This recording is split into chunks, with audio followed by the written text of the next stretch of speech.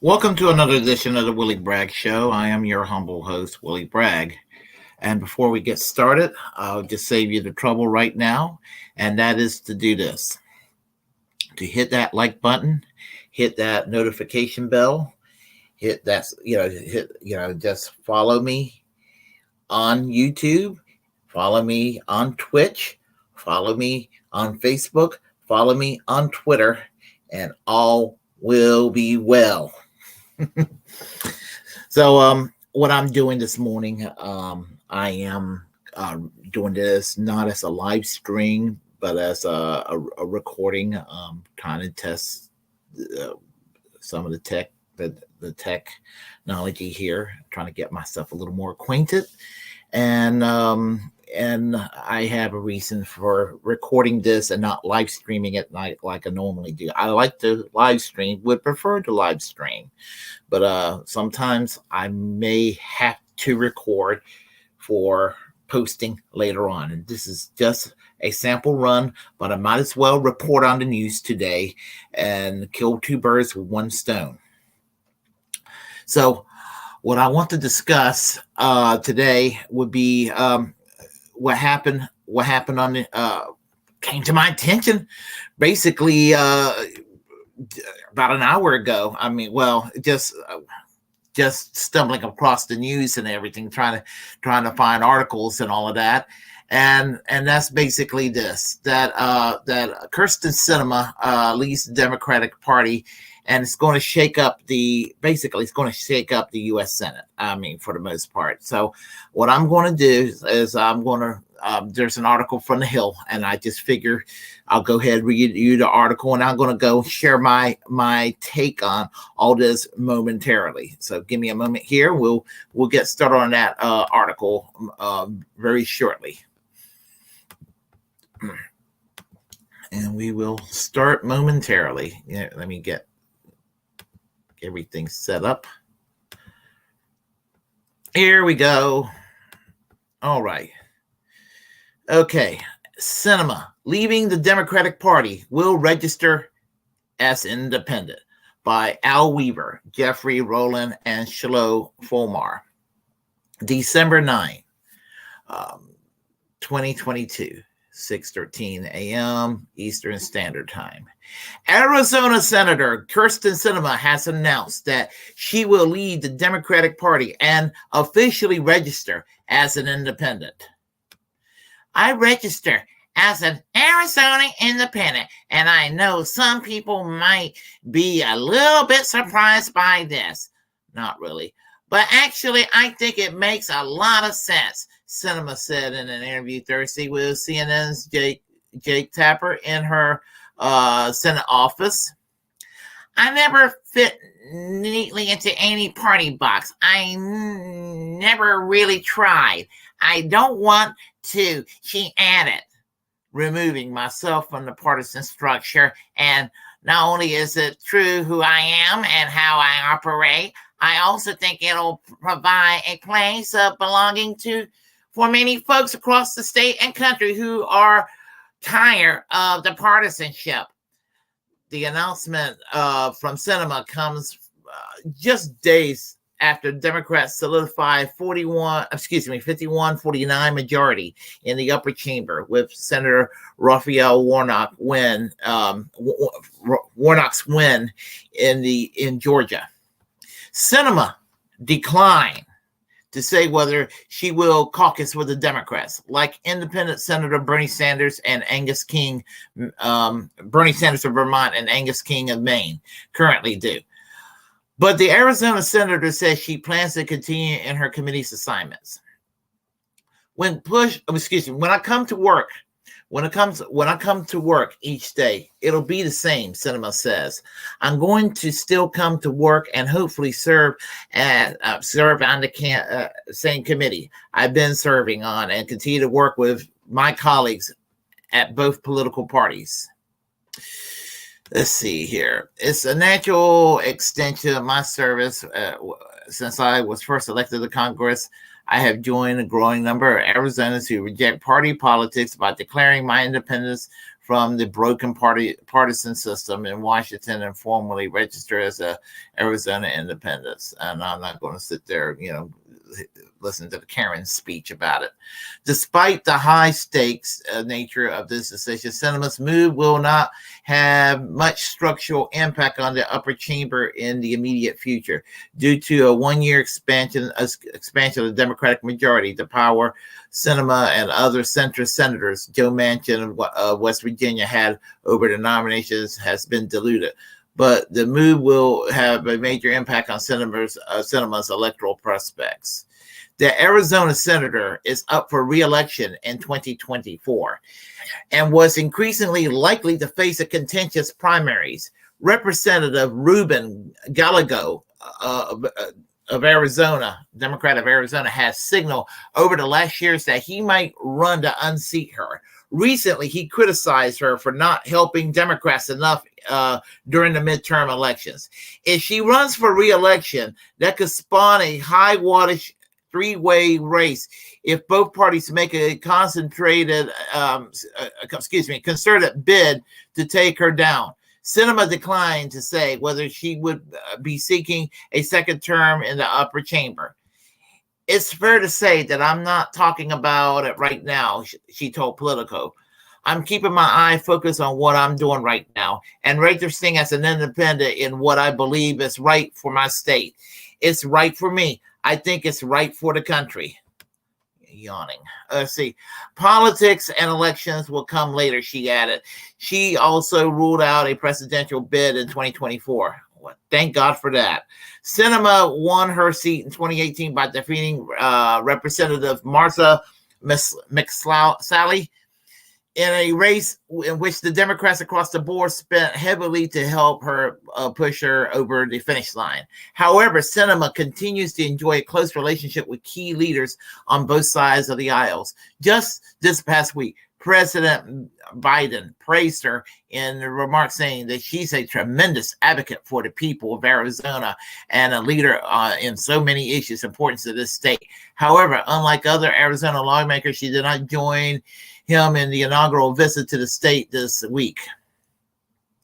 Sinema also appeared in late September at the McConnell Center at the University of Louisville, where Senate Minority Leader Mitch McConnell praised her as one of the most effective first-term senator he's ever dealt with.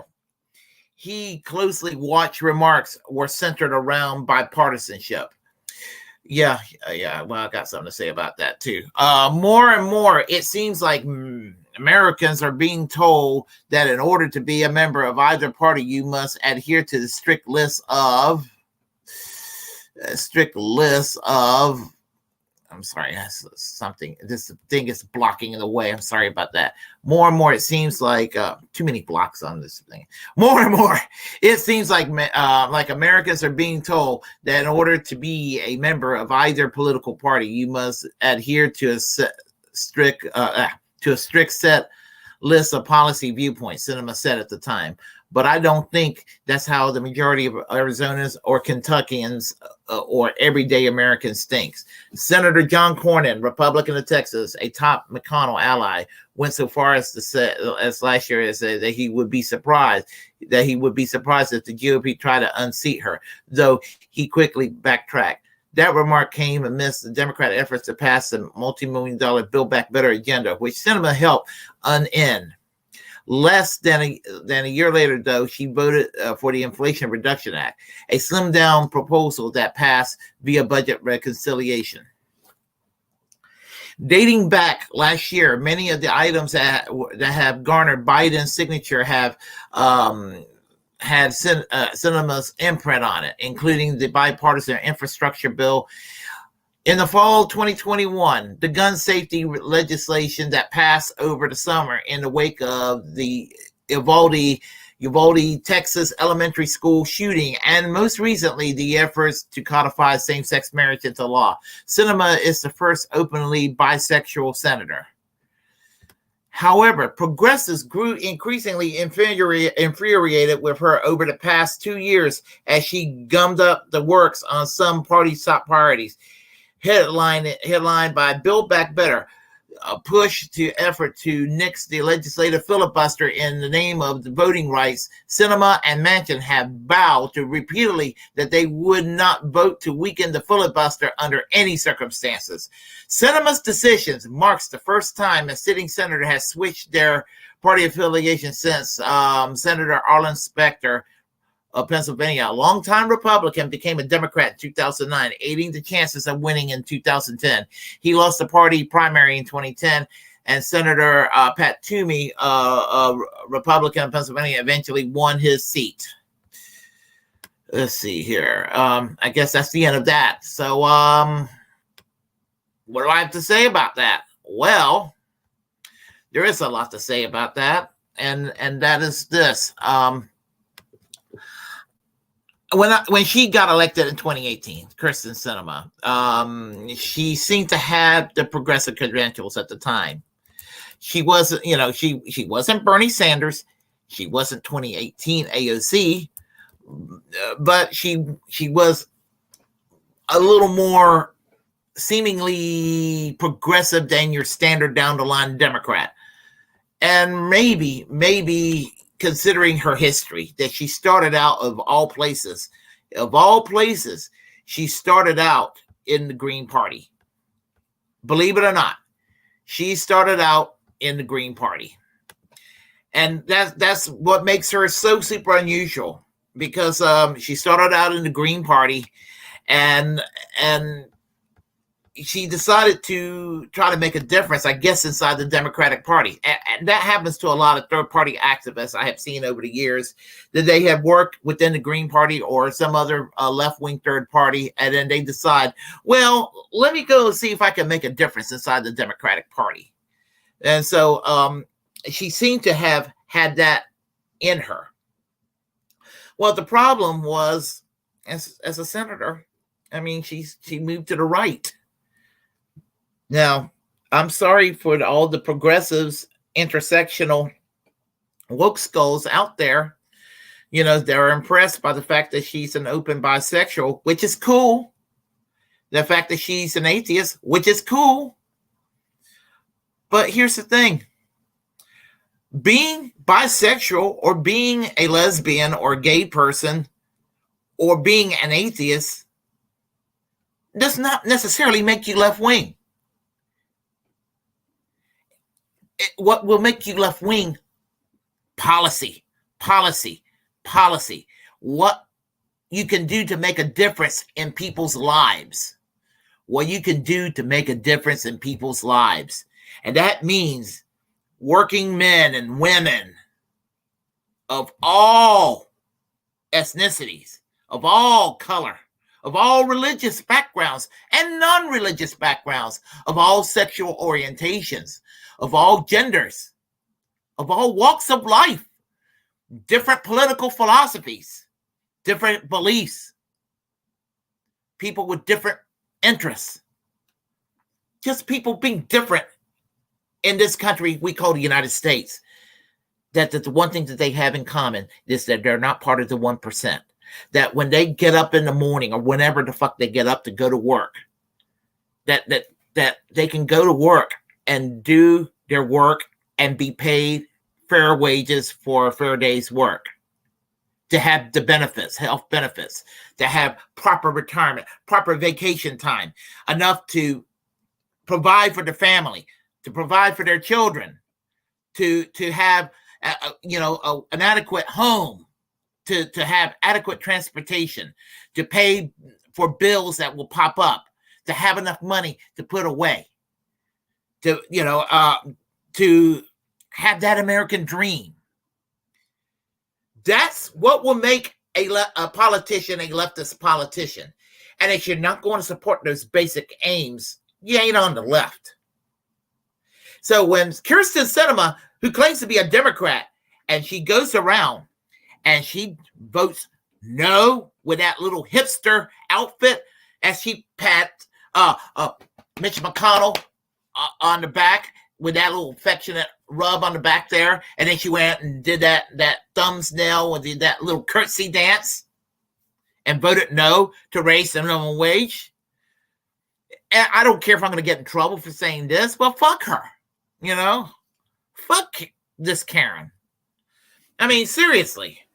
And then to go around and to campaign in 2018 to have the U.S. government negotiate for lower drug prices for senior citizens, and then take $750,000 from Big Pharma, the hell with her. What kind of a fucking Democrat in paper? We know that the two-party system is garbage. We know this garbage. But what kind of a Democrat would do this? Honestly, she's garbage. And she's just been doing, and she did everything she could to gut away Build Back Better. Not saying that Build Back Better was the end all, but Build Back Better, as it was proposed and kind of made up by Bernie Sanders as the chair of the Senate Budget Committee, was probably one of the most profound, advanced, bold agendas since the New Deal and the Great Society. Now, the right wing sat there and mocked it and said, well, this is just a bunch of woke shit. Everything they don't like is woke. This was the most class reductionist piece of legislation that will expand union rights, that will lower Medicare eligibility down to 60, that would actually allow for negotiation for lower drug prices, that would have free community college tuition. And there were other provisions in there. Those are the ones that are just popping up on my head right now. Some kind of a jobs program. The things that are supposed to build a middle class. She and Joe Manchin joined up with Mitch McConnell and all those goons. And as Farrah Cousin said in his show Fair and Balance, if these two clowns, Krysten Sinema and Joe Manchin, goes into the Republican Party, it's not like the Democrats would be losing anything. But I'll take it one step further.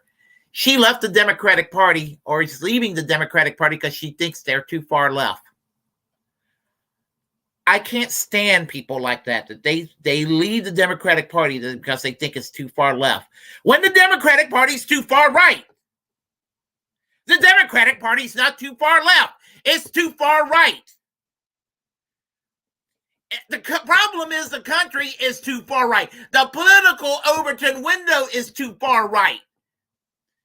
And I have dealt with people like this personally in the past. Dealt with people that used to get on me and say, well, you should vote for the Democrats. They'll have your back. And for them to turn around years later and turn Republican on me and accuse me of being a Democrat when I was a hardcore independent always, and them giving me a hard time for not voting Democrat all these years. And then they accused me of being pro Nancy Pelosi and pro Joe Biden and pro Kamala Harris, when they damn well hear me talk shit about them all the time, as well as I do the Republicans. And this is just frustrating shit right here. I mean, just frustrating. Yeah, she kind of pulled a Tulsi. She's a blonde Tulsi. The only difference is maybe Tulsi might be a little bit better than her. I don't know. We don't know. But I'm just at my wit's end with this kind of mindset that I have to deal with. With people like Krysten Sinema and people like Joe Manchin, who going to use their leverage, and they did. And for all the progressives out there that tells me, Willie, you listening to that Jimmy Dore's idea of forced to vote, it wasn't Jimmy Dore's idea, by the way. It was Democratic Socialists of America that came up with the idea in 2019 on their membership handbook. And many DSA members supported that idea. But DSA's leadership turned against the idea, as well as many, what you would imagine, leading progressives in the online left ecosystem, like the Young Turks and Sam Cedar and all of those folks, David Pakman and all these people. Even people I respect, like Ben Burgess. They all kind of scoff at the idea of forced to vote. And here's the thing. I mean, I don't consider, as a lefty, I don't consider myself like revolutionary left. But here's the thing. You want the Democrats, if you're going to rely on the Democrats to try to do something, you got to make them feel uncomfortable, like AOC said years ago. You got to go and make them feel uncomfortable. And when push comes to shove, people like AOC vote against the unions. What kind of a fucking socialist is that? I mean, honestly, if the DSA has any integrity, they have to just, expel the members of the squad for doing this sort of bullshit. And I think that the Democrat, I think at least the Arizona Democratic Party properly censured Krysten Sinema a few years ago. So what does that tell you? When the Arizona Democratic Party, which is more centrist, obviously, than DSA is on paper, are willing to censure Krysten Sinema for her bullshit, but DSA is not willing to call out AOC or calling out the rest of the squad for what they did, with the exception of Rashida Tlaib. I believe Rashida Tlaib sided with the railroad workers. So it's in that particular case, whether the arrangement was for her to vote with the railroad workers or not, doesn't matter. She voted with the railroad workers. I'm going to give her some slack on that. But I am just tired of this shit. And the Republican Party is going to try to make her out a hero. And what a useful idiot Krysten Sinema is, because when it comes to the great culture wars, they're going to love her on the surface for giving Democrats a hard time, but then they're going to go and shit on her because she likes the ladies sometime. supposedly. Kind of like with Dave Rubin. They use him, but they really hate him. They use people like Blair White, but they hate her. They will use people like Candace Owens, but they hate Candace Owens too. They'll use the minorities, they'll use the disenfranchised who are willing to speak their language as a trophy piece because they can say, look, they said it. They're valid because what I have to say is valid because they said it. Because they're useful idiots and they're paid well to be a mouthpiece, And so don't be surprised if you see Krysten Sinema doing a campaign, doing an infomercial or something for that really ridiculous, stupid piece of shit Prager University. PragerU. I wipe my ass on PragerU. But anyway, if you happen to like what you heard, press like and comment. If you disagree with what I have to say, comment anyway. We will have a conversation. Feel free to share the content on this channel. As a First Amendment absolutist, it's my duty to inform you to create your own platform and utilize it because we are, in fact, the muckrakers of our time. Hit that notification bell, hit that subscribe button, and follow me on YouTube, Twitch, Facebook, and Twitter. And remember to always reject corporate media because they have absolutely nothing to offer us. Not a damn thing to offer us. Nothing. And I want you to realize that you need to get a second opinion or get a 20-second opinion for what it's worth. Just do what you can to try to get as much opinion as possible because, the mainstream news, they're not going to, the mainstream media, they're just not going to allow us to get that information. We need to get it ourselves. So anyway, on that note, I'm gonna go and I will talk to y'all soon. And a really quick announcement. Tomorrow night, 9 p.m. Willie Bragg Show will have a Saturday night feature. I believe it's going to be called the Willie Bragg Show Saturday Night Fever.